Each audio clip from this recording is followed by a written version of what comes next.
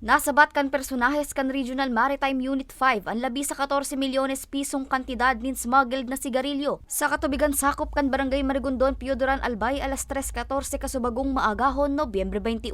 Sikun kay Maritime Law Enforcement Team o Marlet Team Leader Police Chief Master Sergeant Larry Allende, nadiskubre ninda ang mga kontrabando mantang nagkukondusir nin seaborne patrol operation sa naunang bita na katubigan asin pagkakakumpiskar kan 500 na kahon nin maniba-ibang brand din sigarilyo na nagkakantidad nin 14,720,000 pesos.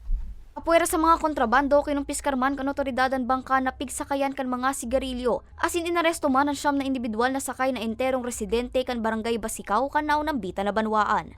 Galing po ito ma'am sa gitna ng dagat yung supply. Galing din po sa isang mother vessel na pinick up lang po nitong mga bangkang ito na nahuli sa ngayon. So far, yun na po yung rough estimate namin, 14 million.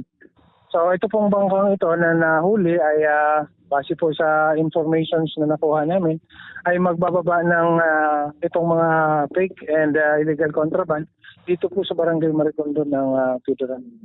Dugang pa ni Allende, pigbalupakan mga sospek na paulubonan mga bangka, magdulag asin ipigtapok pa sa dagat ang nagkapirang kahonin sigarilyo. Kasama po ito sa pinaigting na operations ng aming opisina sa pangunguna po ng aming National Director na si Police Brigadier General Jonathan A. Cabal at ang aming Regional Chief na si Police Colonel Raho A. Opilanyo na siya pong nagbigay ng direction ng mga operations na ito. Actually ma'am, hindi lang po ito ang unang apprehensions ng Regional Maritime Unit 5, kundi ito na po ang halos pang-apat po na malaking operations na isinagawa po ng aming opisina. Patuloy po ang pinalakas na operations ng aming opisina sa pakikipagtulungan sa iba't ibang ahensya ng gobyerno at sa mga organisadong grupo sa ating coastal areas. Sa presente, nasa kustudiya na kanligaw Maritime Enforcement Team ng mga sospek asin mga nakumpiskar na mga sigarilyo para sa magkakanigong disposisyon. Para sa mga baretang Tatak Bicol, Angeline Dagta.